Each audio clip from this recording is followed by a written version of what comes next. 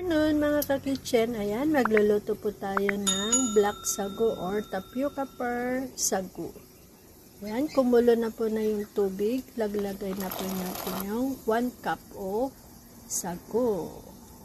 Po natin, then ilagay po natin yung slab sugar po para tumamis po ang ating tapioca per sago. Ayan. Sarap po ito guys sa milk tea. Tableya chocolate or any drinks po na gusto nyo po.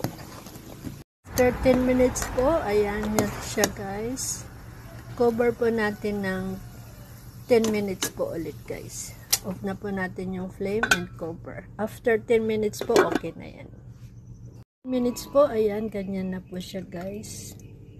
Ayan, pwede natin ilagay sa cold coffee. Sarap. Damihan natin. Sarap kasi guys yung sago. Mapaw na siya. Sago. Ito guys eh.